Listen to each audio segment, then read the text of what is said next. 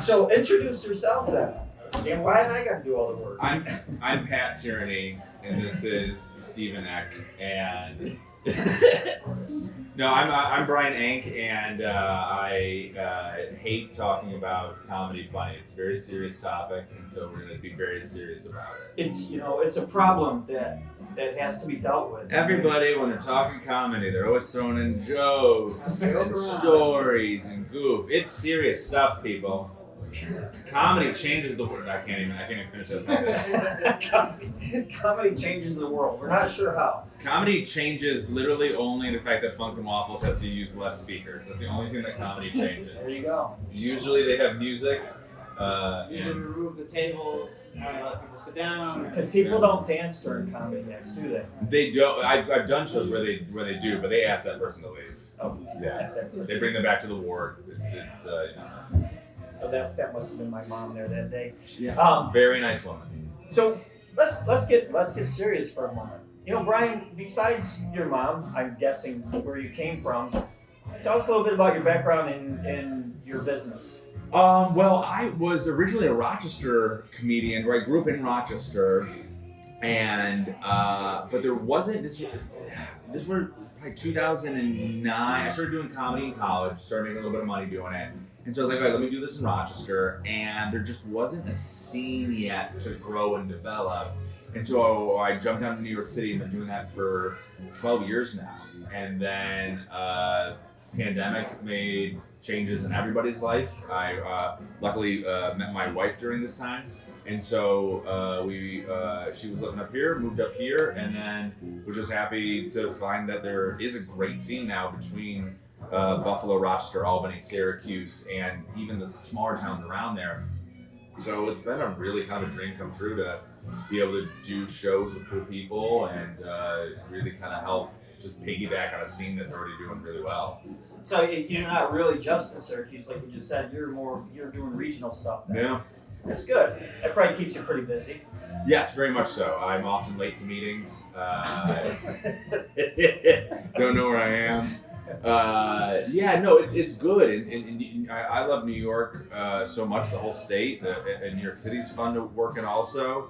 But yeah, it's just awesome. It's a perfect timing to just kind of want to do comedy and enjoy comedy in New York. What got you? What's the thing that tickled your funny bone to do it? Which is probably the most clichéest way I could ask that question. Well, there was this one guy, Adolf Hitler, and he said some hilarious stuff. I just thought, no, I was actually telling someone about this. At a young age, every comic has like their thing.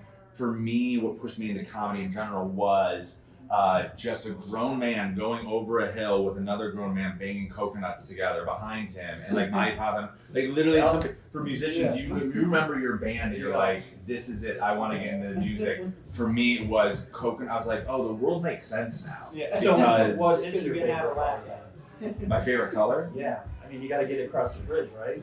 Oh, I thought you were still riffing the Adolf joke. I was like, jeez. Oh my god. Yeah, what's your favorite color? Yeah, the answer to questions 3. And then just kind of stand up. My favorite people are stand up. I was raised by stand ups. They made me help me make sense of the world, and it was just fun to joke about things that you're not supposed to joke about or whatever. So, not going down the whole meta conversation about why we do comedy. I just, liked it a lot. It was fun. And you're comfortable with it. That's good. Yeah. That's good. What do you got planned here that you're coming up to do here in Syracuse at Funk N Waffles? Well, I started looking for a space to just host a couple shows or even a mic just to see if anyone wanted to try to do stuff. And Funk N Waffles was my I only did 1 year of college. What do you call it when you have like a goal college and then you have like the fallback college? The fallback college. I had fallback rooms. Funk N Waffles was the room, and I was just like, it's not gonna happen. But I literally was like, well, I'll talk with them, and that'll help me practice talking to these other hole-in-the-wall bars, which are great, and I'd love to work there one day. I know, Jim. No, that's it. But you guys were so receptive, and it just fit perfectly. And you guys, had some comedy shows before, so you're a little used to it. But what we've been doing here is a monthly show where we take comics from the local area and also Rochester and Buffalo and stuff like that. And then every once in a while I'll grab a comic from New York City for my time there, people I know, and just try to put on a really good comedy show. There's no agenda to it, there's no, goals or anything. We just comedians really aren't goal oriented. We just the only thing, at least good ones, you just only think about the jokes you want to do. So for 1 month, I get to work out jokes that I want to do. I get to do them here. I get to work with great comics, and every time it's been a blast so far. We've done 3. Yeah, we started in November, so Yeah. December, January. So obviously, somehow you got involved in this. Tell us a little bit of your background with Funk N Waffles that you were saying earlier. Sure. I'm the venue manager of Funk N Waffles, so I handle the promotion and the ticketing and the production of the shows that happen here. Since coming back, I helped open this Funk N Waffles, and I was 21, 22, and was here for the first few years of Funk N Waffles' existence. We actually didn't really have any comedy shows the first few years, but when we opened this one up, we had the smaller Funk N Waffles on the hill, and we were doing the comedy shows there. So we had a weekly open mic, and a lot of comics came up for that. So much so that it was mostly comedians and just a few musicians, which is something I've never seen. Like I've been doing open mics. I've hosted my own open mics since 2014, so just about 8 years now. And it's always mostly musicians. Sometimes you get a couple poets and a couple comedians, but that open mic is special if we just have like a group of 10 to 15 even comedians that come out every week. And enough so that I started doing a weekly there. Didn't get as much traction with the weekly.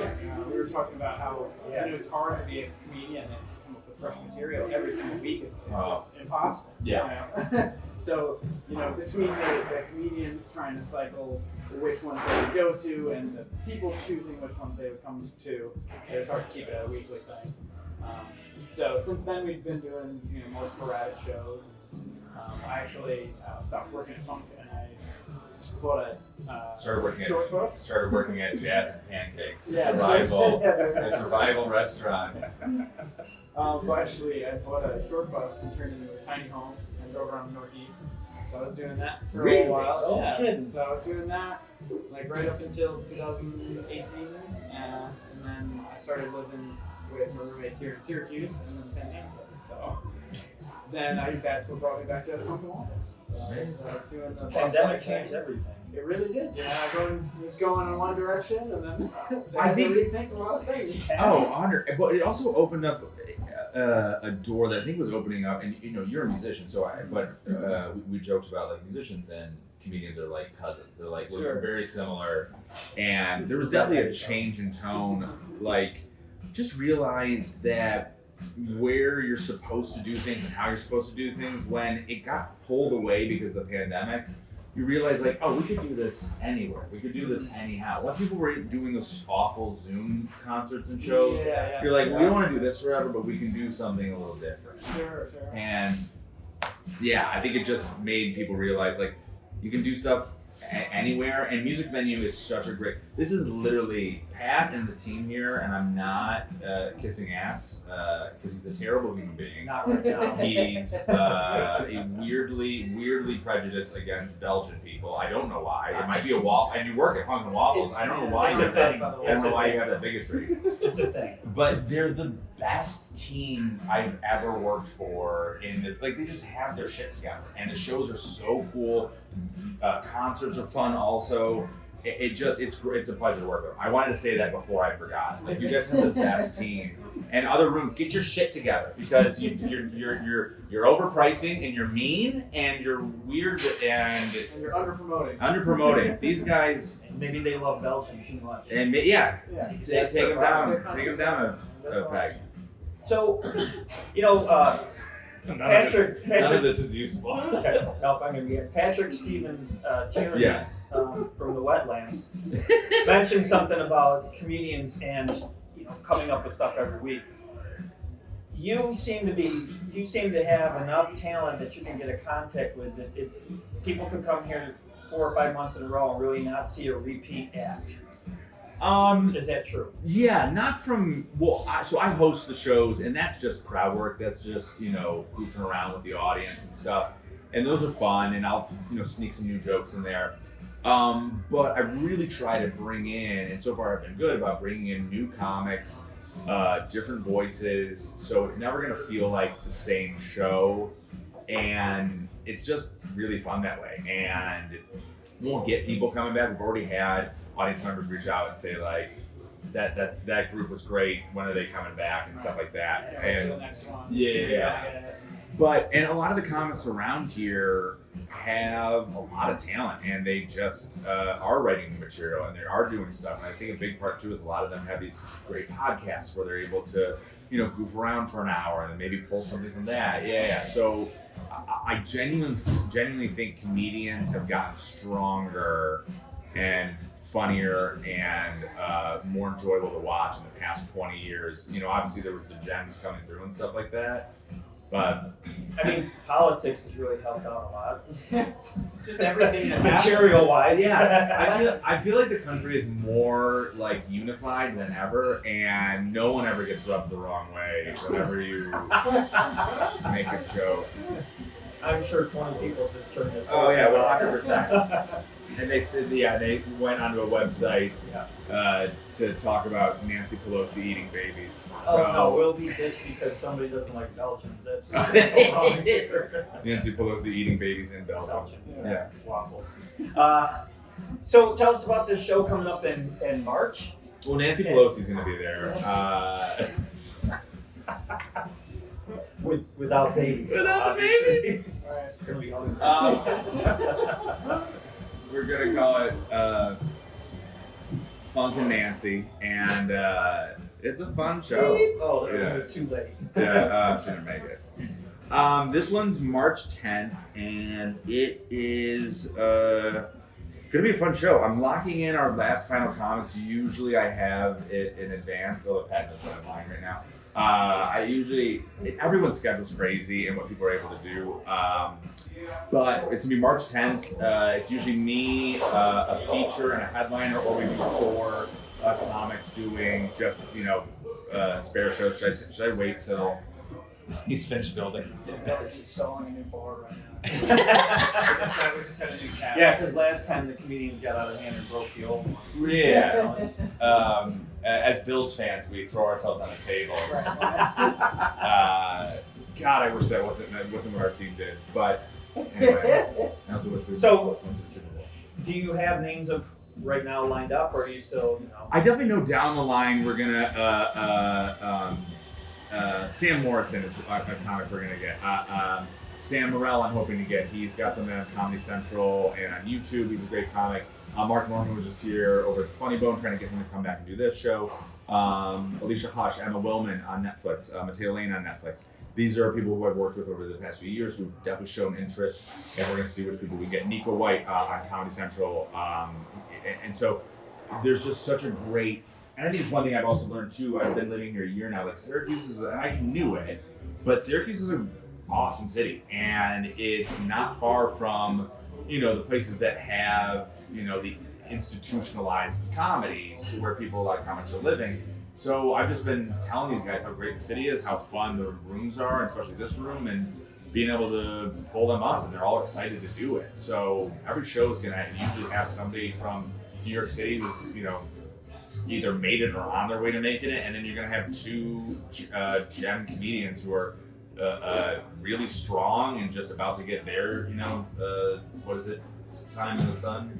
15 minutes back. 15 minutes. Yeah, 15 minutes. That's yeah. So basically, this is a monthly thing. Yeah. Obviously, next one is March 10th. March 10th. What's the time? When do they start? Sure. 8 o'clock. 8 o'clock. Doors are at 7 o'clock. Make sure you get here early, get some drinks, maybe a And waffle. we're setting up the show. Get here at 6. Yeah. Yeah. Needs to be here a little earlier than everybody else. Somebody called the main guy early. And people think they're like, you smoke a lot of weed, right? I'm like, no, I don't smoke any. Spends a lot of time on his hair though. And I have these really nice planners. What I have left of it. I have, you buy those really nice planners and you're gonna get organized, but you have to put stuff in. Yeah. Yeah, they just don't fill up alone. Is there a door fee? Yep, $10 at the $10 door. at You the can door. buy it online at funkandwaffles.com or at TicketWeb. And I'll go as far as this, America. If you didn't have a good time, I'll pay you $10. If you come and get a $10 ticket and you didn't enjoy yourself, I'll give you $10 back. All right. I'm having a bad time in this interview, but I guess it wasn't big enough. We already owe you 30 minutes. So we can Yeah. Shit. I will not edit that. I would. So I totally forgot what I was going to ask you. No. So now, besides watching this over and over again, so people can find out when it is, where else can they find out information about the shows? Funk N Waffles website, any place else? Yeah, Funk N Waffles website. Like I said, TicketWeb, Funk N Waffles. Your and, Facebook? Yeah, our Funk N Waffles account. Facebook, I always send people. Yep, that's a good place. We got all our events on there. It'll remind you if you use Facebook a lot. You just click that you're going to the event, and then it'll tell you the day of, so you don't get. I promote it on my OnlyFans videos. There you go. And main thing though, I do want to point out though, other than the comedy, not to take away from what we've been talking about here today, is that Funk N Waffles is a big venue for music as well. They have, I mean, if you look at the windows behind me, there's posters of bands and people performing all week long, all month long. So be sure to, once in a while stop into Funk N Waffles website and/or Funk N Waffles and get a waffle. Check out what they're doing. You can also find out information about their shows and everything from CNY Alive and and other places. So exiting this interview, anything you guys want to throw in there just for people to remember besides Nancy Pelosi? The chicken sandwich is really good. There's a good food. Chicken here. and waffles is classic. Oh my god, so good. Sundays are open mic night, so Sundays 6 to 9. If you're a comic and you want to do some time, we would like more. I'm at those mics, so if you're funny, I will exploit you and have you on the show. I'm not going to pay you well. I'm going to use your talents, and then you're going to learn in 5 years how you were wrong by me. But come on out. No, I'm kidding. No, the mics are super fun, and yeah, we're always looking for new comics who want to try stuff out and want to work, because it is a great community, but there's plenty of room for there to be more talented people here, and there are a lot. And I wanted to add all of our shows, even the comedy shows and the open mic nights, are streamed live on Twitch. So if you go to Twitch.com/Funk N Waffles Live, every night there's whatever's going on. So if you want to tune in, see what's going on before you decide whether you want to hop down or whether weather's coming down and you can't make it, or take a if you're at chance, state, come out. Yeah, I think Time to get out of the house. Yeah, I mean, it is cool. If you can't come, definitely check us out on Twitch. But the shows are super fun. We usually get like 30 to 50 people in here, and we're just having a good time and goofing around, and it's a lot more fun. It's been great so far. Yeah, Good atmosphere. Excellent. the food's been cool. Well, I want to thank you guys for stopping at some time coming out here to talk about this. We look forward to great comedy shows coming up, besides anything else that is happening at Funk N Waffles. I thank Funk N Waffles for allowing us to do this interview here. I always like to do it in the locations to promote the locations. So stop out Funk N Waffles. Keep watching CNY Live for other interviews and videos that we're doing, and our calendar so you can see what, when, and where is happening. Remember, CNY Live is not a place to be, but the place to find out where to be. Thank you. Have a good night, guys. All right, thanks. Let's see if my car got towed. That's why I threw mine in the garage.